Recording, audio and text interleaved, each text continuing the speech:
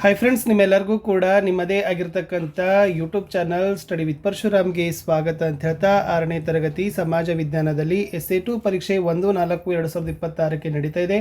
ಇದು ನಾವು ಹಾಕ್ತಕ್ಕಂಥ practice paper 3.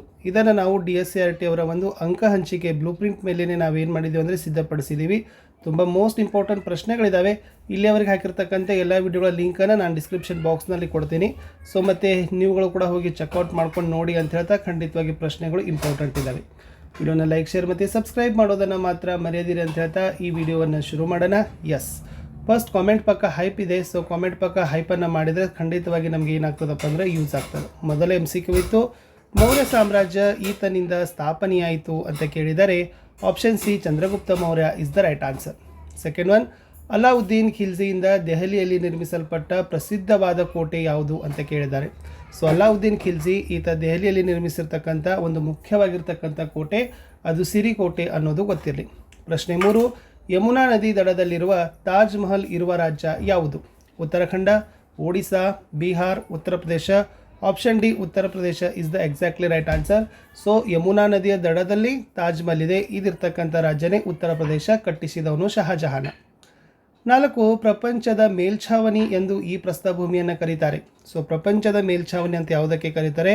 Option A Tibet is the right answer. 1 marker ಪ್ರಶ್ನೆಗೆ ಬರೋಣ. ಭಾರತದಲ್ಲಿ ಮತದಾನ ಮಾಡಲು ಪ್ರಜೆಗಳಿಗೆ ಇರಬೇಕಾದ ವಯಸ್ಸೆಷ್ಟು ಅಂತ ಕೇಳಿದರೆ ಕನಿಷ್ಠ 18 ವರ್ಷ ಪೂರ್ಣವಾಗಿರಬೇಕು. ಸೊ 18 ವರ್ಷ ಪೂರ್ಣ ಆದರೆ ನಿಮ್ಗೆ ಏನು ಮಾಡ್ತಾರಪ್ಪ ಅಂತಂದರೆ ಮತದಾನ ಮಾಡಲಿಕ್ಕೆ ಪ್ರಜೆಗಳಿಗೆ ಅವಕಾಶವನ್ನು ಕೊಡ್ತಾರೆ.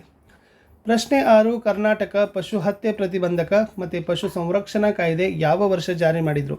2020ರಲ್ಲಿ ಏನು ಮಾಡಿದ್ದಾರೆ? ಕರ್ನಾಟಕ ಪಶು ಹತ್ಯೆ ಪ್ರತಿಬಂಧಕ ಪಶು ಸಂರಕ್ಷಣಾ ಕಾಯ್ದೆಯನ್ನು ಜಾರಿ ಮಾಡಿದ್ದಾರೆ. ಮುಂದಿನ ಪ್ರಶ್ನೆ, ವಿಜಯನಗರ ಸಾಮ್ರಾಜ್ಯವು ಯಾವ ವರ್ಷ ಸ್ಥಾಪನೆಯಾಯಿತು ಅಂತ ಕೇಳಿದರೆ ಸಾಮಾನ್ಯ ಶಕ ವರ್ಷ 1336. ಸೊ 1336ಕ್ಕೆ ವಿಜಯನಗರ ಸಾಮ್ರಾಜ್ಯ ಸ್ಥಾಪನೆಗೊಂಡಿತ್ತು. ಪ್ರಶ್ನೆ 8, ಭಾರತದ ರಾಷ್ಟ್ರಗೀತೆ ಯಾವುದು? ಸೊ ನಿಮ್ಮೆಲ್ಲರಿಗೂ ಗೊತ್ತಿದೆ, ರವೀಂದ್ರನಾಥ್ ಟ್ಯಾಗೋರ್ ಅವರು ಬರೆದಿರ್ತಕ್ಕಂಥ ಜನಗಣಮನ ಅಧಿನಾಯಕ ಜಯ ಹೇ ಅಂತಕ್ಕಂಥದ್ದು ಸೊ ಭಾರತದ ರಾಷ್ಟ್ರಗೀತೆಯಾಗಿದೆ ಅನ್ನೋದನ್ನು ನೀವು ಬರಿಬೇಕು. ಇಷ್ಟು 1 ಮಾರ್ಕರಲ್ಲಿರ್ತಕ್ಕಂಥ ಪ್ರಶ್ನೆ ಇತ್ತು. ಇನ್ನು ಬಿಟ್ಟ ಸ್ಥಳಗಳನ್ನು ಬರಲಿಕ್ಕೆ ಕೂಡ ನಾವೇನು ಮಾಡಿದ್ದೀವಿ? 4 ಪ್ರಶ್ನೆ ಇಟ್ಟಿದ್ದೀವಿ. ಪ್ರಶ್ನೆ 9, ಹಕ್ಕು ಎಂದರೆ ಡ್ಯಾಶ್ ಅಂತ ಕೇಳಿದ್ದಾರೆ. ಸೊ ಹಕ್ಕು ಅಂದರೆ ಏನಪ್ಪ ಅಂದರೆ ನಾಗರಿಕರಿಗೆ ಇರಬೇಕಾದ ಅಧಿಕಾರವನ್ನೇ ನಾವೇನಂತ ಕರಿತೀವಿ? ಹಕ್ಕು ಅಂತ ಕರಿತೀವಿ. ನೆಕ್ಸ್ಟ್ ಪ್ರಶ್ನೆ 10, ಅಲೈ ದರ್ವಾಜವನ್ನು ನಿರ್ಮಿಸಿದವರು ಯಾರು ಅಂತ ಕೇಳಿದ್ದಾರೆ. ಸೊ ಅಲೈ ದರ್ವಾಜವನ್ನು ನಿರ್ಮಿಸಿದವರು Alauddin Khilji is the right answer. ಪ್ರಶ್ನೆ 11, ಏಷ್ಯಾ ಖಂಡ ಯಾವ ಗೋಳಾರ್ಧದಲ್ಲಿದೆ ಅಂತ ಕೇಳಿದ್ದಾರೆ. ಸೊ ಏಷ್ಯಾ ಖಂಡ ಅಂತಕ್ಕಂಥದ್ದು ಅದು ಪೂರ್ವ ಗೋಳಾರ್ಧದಲ್ಲಿರ್ತಕ್ಕಂಥ ಒಂದು ಖಂಡ. 12, ಪ್ರಪಂಚದಲ್ಲಿ ಮೊಟ್ಟ ಮೊದಲ ಮಾನವ ಕಾಣಿಸಿಕೊಂಡ ಖಂಡ ಯಾವುದು ಅಂತ ಕೇಳಿದರೆ ಆಫ್ರಿಕಾ. ಸೊ ನಮ್ಮ ಇಡೀ ಪ್ರಪಂಚದಲ್ಲಿ ಸೊ ಮಾನವ ಕಾಣಿಸಿಕೊಂಡಿರ್ತಕ್ಕಂಥ ಮೊಟ್ಟ ಮೊದಲ ಖಂಡ ಅದು ಆಫ್ರಿಕಾ ಖಂಡ ಅಂತಕ್ಕಂಥದ್ದು ರೈಟ್ ಆನ್ಸರ್. ಇನ್ನು 2 ಅಂಕದ ಒಟ್ಟು 10 ಪ್ರಶ್ನೆಗಳಿರ್ತವೆ. ಸೊ ಟೋಟಲಿ 20 ಮಾರ್ಕ್ಗಳನ್ನು ನೀವು ಗಳಿಸ್ಬೋದು. ಸೊ ಪ್ರಶ್ನೆ 13, ಆಫ್ರಿಕಾ ಖಂಡದ ಪ್ರಮುಖ ಆಹಾರ ಬೆಳೆಗಳನ್ನು ಕೇಳಿದ್ದಾರೆ. ಸೊ ಆಫ್ರಿಕಾ ಖಂಡದ ಪ್ರಮುಖ ಆಹಾರ ಬೆಳೆಗಳನ್ನು ಅಂತ ಬಂದರೆ ಅದರಲ್ಲಿ ಮೆಕ್ಕೆಜೋಳ, ಭತ್ತ, ನವಣೆ, ಸಿಹಿ ಆಲೂಗಡ್ಡೆ, ಗೆಣಸು, ಕಡಲೆಕಾಯಿ ಮತ್ತು ಬಟಾಣಿ.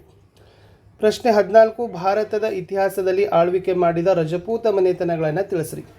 ಅದರಲ್ಲಿ ಗುರ್ಜರ ಪ್ರತಿಹಾರರು ಬರ್ತಾರೆ, ಪಾಲರು ಬರ್ತಾರೆ, ಚೌಹಾನರು ಬರ್ತಾರೆ, ಆಮೇಲೆ ಗುಹಿಲರು ಬರ್ತಾರೆ. ಇವು 4 ಏನಪ್ಪ ಅಂತಂದರೆ ಭಾರತದ ಇತಿಹಾಸದಲ್ಲಿ ಆಳ್ವಿಕೆ ಮಾಡಿದ ರಜಪೂತ ಮನೆತನಗಳೇ ಆಗಿದ್ದಾವೆ. ಪ್ರಶ್ನೆ 15, ರಾಷ್ಟ್ರೀಯ ಚಿಹ್ನೆಗಳು ಏಕೆ ಇವೆ ಅಂತ ಕೇಳಿದ್ದಾರೆ. ಸೊ ರಾಷ್ಟ್ರೀಯ ಚಿಹ್ನೆಗಳು ಭಾರತೀಯರ ಭಾವೈಕ್ಯತೆಗಾಗಿ, ಭಾರತೀಯರ ಘನತೆಯ ಬದುಕಿಗಾಗಿ ನಮಗೆ ಈ ರಾಷ್ಟ್ರೀಯ ಚಿಹ್ನೆಗಳು ಬೇಕೇ ಬೇಕು ಅಂತಕ್ಕದ್ದನ್ನು ನೀವು ಬರಿಬೇಕು. ಪ್ರಶ್ನೆ 16, ಏಷ್ಯಾ ಖಂಡದ ನದಿಗಳ ವ್ಯವಸ್ಥೆಯನ್ನು ತಿಳಿಸಿ ಅಂತ ಕೇಳಿದ್ದಾರೆ. ಇಲ್ಲಿ ಏಷ್ಯಾ ಖಂಡದಲ್ಲಿ ಒಟ್ಟು 4 ಥರನಾಗಿರ್ತಕ್ಕಂಥ ನದಿ ವ್ಯವಸ್ಥೆಗಳನ್ನು ನಾವು ನೋಡ್ತೀವಿ.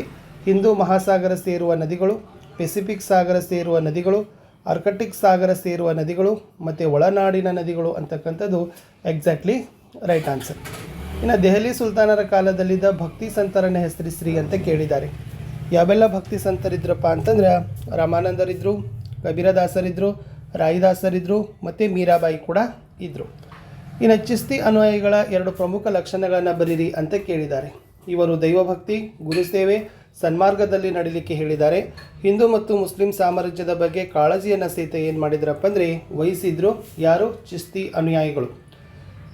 ಪ್ರಶ್ನೆ 19 ಚುನಾವಣಾ ಪ್ರಕ್ರಿಯೆ ಹಂತಗಳನ್ನು ತಿಳಿಸಿ ಅಂತ ಕೇಳಿದ್ದಾರೆ. ಇದರಲ್ಲಿ ಚುನಾವಣಾ ಅಧಿಸೂಚನೆಯನ್ನು ಹೊರಡಿಸೋದಾಗಿರ್ಬೋದು, ನಾಮಪತ್ರ ಸಲ್ಲಿಕೆ, ನಾಮಪತ್ರ ಪರಿಶೀಲನೆ, ನಾಮಪತ್ರ ಹಿಂತೆಗೆತ, ಚುನಾವಣಾ ಪ್ರಚಾರ, ಮತದಾನ ಎಣಿಕೆ ಮತ್ತು ಫಲಿತಾಂಶದ ಘೋಷಣೆ ಮಾಡೋದು, ವಿಜೇತ ಅಭ್ಯರ್ಥಿಗಳ ಪಟ್ಟಿ ಬಿಡುಗಡೆ ಮಾಡೋದು ಮತ್ತು ಮುಕ್ತಾಯ. ಇವು ಏನಪ್ಪ ಅಂದರೆ ರೈಟ್ ಆನ್ಸರ್ ಇತ್ತು. ಪ್ರಶ್ನೆ 20 ಧರ್ಮಗಳ ನಡುವೆ ಕಲಹ ಏಕೆ ಉಂಟಾಗ್ತಾ ಇದೆ ಅಂತ ಕೇಳಿದ್ದಾರೆ. ಒಂದನೇದು, ಜನರಲ್ಲಿ ತಮ್ಮ ಧರ್ಮಗಳ ಬಗ್ಗೆ ಅತಿಯಾದ ನಂಬಿಕೆ ಇದೆ. ಜನರಿಗೆ ತಮ್ಮ ನಂಬಿಕೆಗಳ ಬಗ್ಗೆ ಸ್ವಗೌರವ ಇದೆ. ಜನ ಅನ್ಯ ಧರ್ಮದ ಬಗ್ಗೆ ಅವಹೇಳನ, ಕೀಳರಿಮೆ, ಟೀಕೆ ಟಿಪ್ಪಣಿಗಳನ್ನು ಮಾಡ್ತಾ ಇರೋದು. ಆಮೇಲೆ ಪರಸ್ಪರ ಬಾಂಧವ್ಯ, ಸಹೋದರತೆ, ಒಗ್ಗಟ್ಟಜ್ಞೆ ಕೊರತೆ ಇರೋದ್ರಿಂದ ಜನರಲ್ಲಿ ಏನಾಗ್ತಾ ಇದೆಪ್ಪ ಅಂದ್ರೆ ಪ್ರಸ್ತುತ ದಿನಮಾನಗಳಲ್ಲಿ ಧರ್ಮಗಳ ಮಧ್ಯೆ ಕಲಹ ಆಗ್ತಾ ಇದೆ. 21 ಯುರೋಪಿನ ಪ್ರಮುಖ 4 ಖನಿಜಗಳಾವುವು ಅಂತ ಕೇಳಿದ್ದಾರೆ. ಅದು ಕಬ್ಬಿಣದ ಅದಿರು ಬರ್ತದೆ, ತಾಮ್ರ ಬರ್ತದೆ, ಪೆಟ್ರೋಲಿಯಂ ಮತ್ತು ಕಲ್ಲಿದ್ದಲು. ಇವೆಲ್ಲವುಗಳು ಕೂಡ ಏನಪ್ಪ ಅಂದರೆ ಯುರೋಪ್ ಖಂಡದ 4 ಮುಖ್ಯ ಖನಿಜಗಳೇ ಆಗಿದ್ದಾವೆ. ಇನ್ನು ಆಫ್ರಿಕಾ ಖಂಡದ ಪ್ರಮುಖ ನದಿಗಳನ್ನು ಹೆಸರಿಸಿರಿ ಅಂತ ಕೇಳಿದ್ದಾರೆ. ನೈಲ ನದಿ, ನೈಜರ್ ನದಿ, ಕಾಂಗೋ ನದಿ ಮತ್ತು ಜಾಂಬೇಜಿ ನದಿ. ಇವೆಲ್ಲ ಏನಪ್ಪ ಅಂದರೆ ಆಫ್ರಿಕಾ ಖಂಡದಲ್ಲಿ ಕಂಡು ಬರ್ತಕ್ಕಂಥ ನದಿಗಳಾಗಿದ್ದಾವೆ. 4 ನದಿಗಳಾದ ಹೆಸರುಗಳನ್ನು ನೀವೇನು ಮಾಡಬೇಕಪ್ಪ ಅಂದರೆ ಬರಿಬೇಕು. ಇನ್ನು 4 ಮಾರ್ಕರಲ್ಲಿ ಕೇಳಿದರೆ 8 ಪಾಯಿಂಟ್ಗಳನ್ನು ಬರಿಬೇಕು. ಅದರಲ್ಲಿ ಶಂಕರಾಚಾರ್ಯರು ಮಾಡಿರುವ ಸುಧಾರಣೆಗಳನ್ನು ಕೇಳಿದ್ದಾರೆ. ಇಲ್ಲಿ ಮುಖ್ಯವಾಗಿ ಶಂಕರಾಚಾರ್ಯರು ಹಿಂದೂ ಸಮಾಜದಲ್ಲಿ ಹಲವಾರು ಸುಧಾರಣೆಗಳನ್ನು ಜಾರಿಗೆ ಮಾಡ್ತಾರೆ. ಅವರು ಜ್ಞಾನ ಮಾರ್ಗವನ್ನು ನಡೆಸಿಕೊಂಡು ಬಂದಿದ್ದಾರೆ. ಇನ್ನು ಶಂಕರಾಚಾರ್ಯರ ಸಿದ್ಧಾಂತವನ್ನು ನಾವು ಅದ್ವೈತ ಸಿದ್ಧಾಂತ ಅಂತ ಕರಿತೀವಿ. ಇವರ ಪ್ರಕಾರ ಎಲ್ಲರೂ ಸಮಾನರು ಅಂತಕ್ಕಂಥ ತತ್ವವನ್ನು ಸಾರಿದ್ದಾರೆ. ನೆಕ್ಸ್ಟ್, ಜಾತಿ ಹೆಸರಲ್ಲಾಗುವ ಘರ್ಷಣೆಗಳನ್ನು ತಡಿತಕ್ಕಂಥ ಕೆಲಸವನ್ನು ಮಾಡಿದ್ದಾರೆ. ಬದರಿ, ದ್ವಾರಿಕಾ, ಪೂರಿ, ಶೃಂಗೇರಿಯಲ್ಲಿ ಪೀಠಗಳನ್ನು ಸ್ಥಾಪನೆ ಮಾಡಿದ್ದಾರೆ. ಇವರು ಬರೆದಿರ್ತಕ್ಕಂಥ ಪ್ರಸಿದ್ಧವಾಗಿರ್ತಕ್ಕಂಥ ಕೃತಿ ಅದು ಭಜ ಗೋವಿಂದಂ. ಇನ್ನು ಇವರು 37 ವರ್ಷಗಳ ಕಾಲ ಜೀವಿಸಿ ಇಷ್ಟೆಲ್ಲ ಸಾಧನೆಯನ್ನು ಮಾಡಿ ಅಚ್ಚರಿಯನ್ನು ಮೂಡಿಸಿರ್ತಕ್ಕಂಥ ಸಮಾಜ ಸುಧಾರಕ ಯಾರಪ್ಪ ಅಂದರೆ ಶಂಕರಾಚಾರ್ಯರು. ಇನ್ನು ಲಾಸ್ಟ್ 4 ಮಾರ್ಕರಲ್ಲಿ ಭಾರತದ ನಕ್ಷೆಯಲ್ಲಿ ನಿಮಗೆ ತಾಲಿಕೋಟೆ, ಕೆಳದಿ, ವಿಜಯನಗರ ಮತ್ತು ಶೃಂಗೇರಿಗಳನ್ನು ಗುರುತಿಸಲಿಕ್ಕೆ ಕೇಳಿದರು. ಈ ಥರ ಕರ್ನಾಟಕ ಮ್ಯಾಪು ಹಾಕ್ಬೋದು ಅಥವಾ ಜಸ್ಟ್ ಅವುಗಳನ್ನು ಪ್ಲೇಸಿಂಗ್ ಅಂದರೆ ಗುರುತಿಸ್ತಕ್ಕಂಥ ಕೆಲಸವನ್ನು ಮಾಡಿದರೆ ಕೂಡ ಸಾಕು. ಇದು ತಾಳಿಕೋಟೆ, ಕೆಳದಿ, ವಿಜಯನಗರ ಮತ್ತು ಶೃಂಗೇರಿ ಇಷ್ಟು ಗುರುತಿಸಿದರೆ ನಿಮ್ಗೆ ಏನು ಮಾಡ್ತಾರಪ್ಪ ಅಂದರೆ 4 ಮಾರ್ಕರನ್ನು ಕೊಡ್ತಾರೆ. ನಕ್ಷೆಗೆ ಬಿಡಿಸ್ಲಿಕ್ಕೆ 1 ಅಂಕ, ಸ್ಥಳವನ್ನು ಗುರುತಿಸಲಿಕ್ಕೆ 3 ಅಂಕ. ಇಷ್ಟು 6ನೇ ತರಗತಿಯಲ್ಲಿರ್ತಕ್ಕಂಥ ಒಂದು ಪ್ರಾಕ್ಟೀಸ್ ಪೇಪರ್ ಇತ್ತು. ಇನ್ನೊಂದು ಪ್ರಾಕ್ಟೀಸ್ ಪೇಪರೊಂದಿಗೆ ಸಿಗ್ತೀನಿ. ವಿಡಿಯೋನ ಲೈಕ್, ಶೇರ್ ಮತ್ತು ಸಬ್ಸ್ಕ್ರೈಬ್ ಮಾಡೋದನ್ನು ಮಾತ್ರ ಮರೆಯದಿರಿ. ಕಾಮೆಂಟ್ ಪಕ್ಕ ಹೈಪ್ ಇರ್ತದೆ, ಓಕೆನಾ? ಈ ಕಮೆಂಟ್ ಪಕ್ಕ ಹೈಪನ್ನು ಮಾಡಿದರೆ ನಮಗೆ ಇನ್ನಷ್ಟು ಭಾಳ ಸಪೋರ್ಟ್ ಆಗ್ತದೆ ಅಂತ ಹೇಳ್ತಾ, ಯಾರೆಲ್ಲ ಫಸ್ಟ್ ಟೈಮ್ ವಾಚ್ ಮಾಡ್ತಾ ಇದ್ದೀರಿ, ಲೈಕ್, ಶೇರ್ ಮತ್ತು ಸಬ್ಸ್ಕ್ರೈಬ್ ಮಾಡೋದನ್ನು ಮಾತ್ರ ಮರೆಯದಿರಿ. ನಿಮ್ಮ ಒಂದು ಲೈಕ್, ನಿಮ್ಮ ಒಂದು ಶೇರ್ ನಮಗೆ ಭಾಳಷ್ಟು ಸಪೋರ್ಟೆಡ್ ಕೊಡ್ತದೆ ಅಂತ ಹೇಳ್ತಾ, ನಾನು ಸಿಗ್ತೀನಿ ಇನ್ನೊಂದು ವಿಡಿಯೋದಲ್ಲಿ. ಅಂಟಿಲ್ ಟೇಕ್ ಕೇರ್, ಬಾಯ್. ಕಮೆಂಟ್ ಪಕ್ಕ ಹೈಪನ್ನು ಮಾಡಿ.